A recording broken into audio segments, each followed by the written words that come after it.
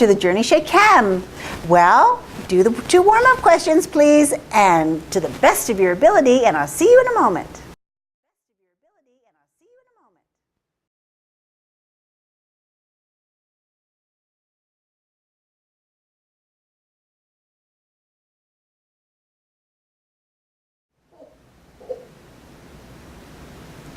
There are 3 orbital arrangements that give us a sigma bond.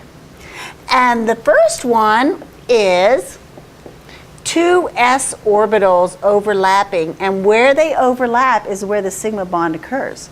So 2 s orbitals. The second arrangement is when we have an s and a p orbital. An s, and then the p is dumbbell, and in where they overlap is my sigma. 1 s and 1 p orbital. And the third arrangement is very important when we have 2 p orbitals end to end. And where they overlap is where we get that sigma bond. 2 p orbitals end to end.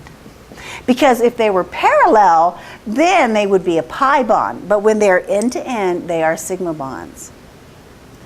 And on the assessment, you need to make sure that you don't only write the drawings, that you explain what that drawing is, because otherwise someone would not have any idea what you were talking about. And we want to make sure that the person that is looking at that knows exactly what you're saying.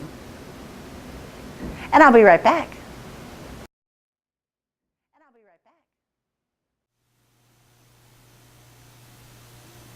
In number 2, we are determining the number of sigma and pi bonds in these 2 compounds.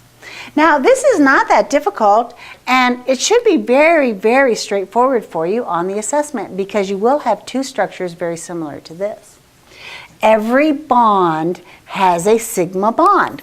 We just count. 1, 2, 3, 4, 5, 6, 7, 8, 9, 10, 11, 12, 13, 14 sigma bonds. A double bond has 1 pi, and a triple bond has 2 pi's. Therefore, we have 1, 2, 3, 4 pi bonds in this compound. That's just kind of fun, don't you think? Now, in this one, we have 1, 2, 3, 4, 5, 6, 7, 8, 9, 10, 11, 12, 13, 14, 15, 16, 17, 18, 19, 20, 21 sigma bonds. Just count, every bond has a sigma bond. And then we have 1, 2, 3, 4, 5, 6 pi bonds. And that's how you do number 2.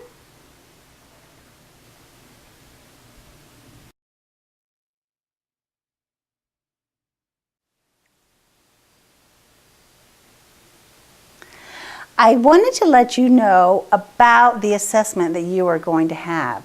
And the problem that we just did in number 2, that's going to be worth 8 points, or 8 percentage points on your assessment. The number of sigma bonds and the number of pi bonds are each worth 2 points, and there are 2 questions, making it a total of 8 points possible for that section. Now, on the beginning of the assessment, you will have 4 shapes, so you've seen before, to do the shapes, the line structure, the dot diagram, the angles, and the polarity, and they will follow the octet. Then there will be another question that will say using the table above, and there will be 4 that you will need to do that do not follow the octet, that have an expanded octet. And therefore you will know that they're expanded octet because it says using the table above, and I give you the shape, the bond pairs, the lone pairs, and the angles for that. And then finally you will have a number that are going to be short answer and fill in the blank, and they're all worth 2 points. And that's the format of the assessment.